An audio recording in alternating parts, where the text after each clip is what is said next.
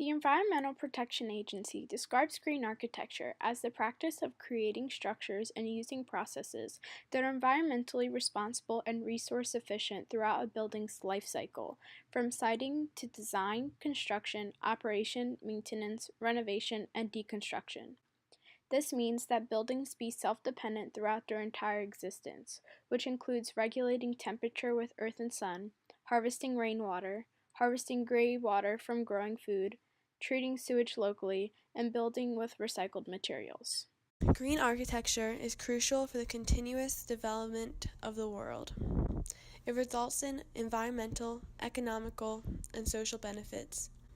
These benefits include protected ecosystems, improved air and water quality, reduced waste, conservation of natural resources, limited operating costs for companies, improved occupant productivity, and improved occupant health and comfort in green buildings. In an effort to spread awareness of green architecture, we decided to inform others in our Marion community about the benefits of going green. We walked around the dining commons for a lunch code, handing out pamphlets and engaging with our fellow peers. Many became intrigued and wondered how they could help the effort themselves.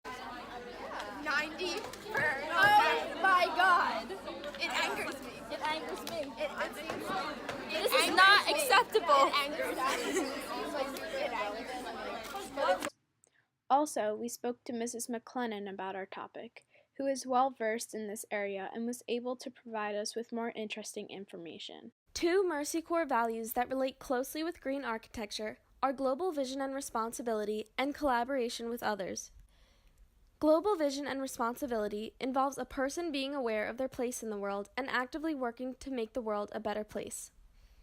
With green architecture, it is important to realize this Mercy Corps value and utilize it every time a building is created or improved upon.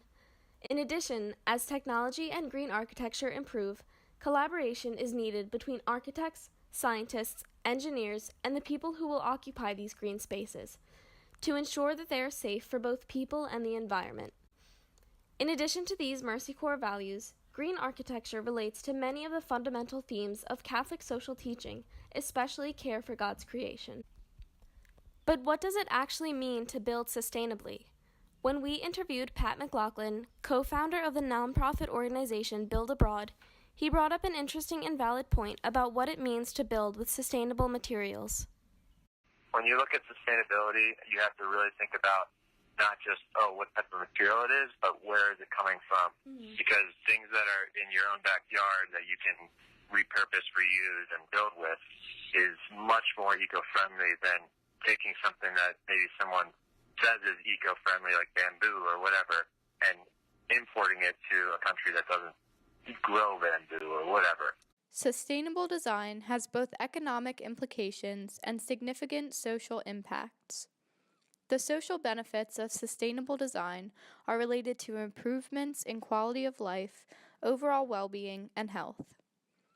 They affect structures, individual communities, and society as a whole. Humans benefit from sustainable design in the form of wellness, comfort, and satisfaction. For instance, people experience the advantages of green architecture in their living and working spaces. Eco-friendly buildings have a positive impact on physical health and psychological gratification, both of which influence people's ability to live and work to their full capacity.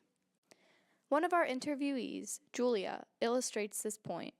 She says, "I think I would want to emphasize what an incredibly important aspect health and wellness is to our mission.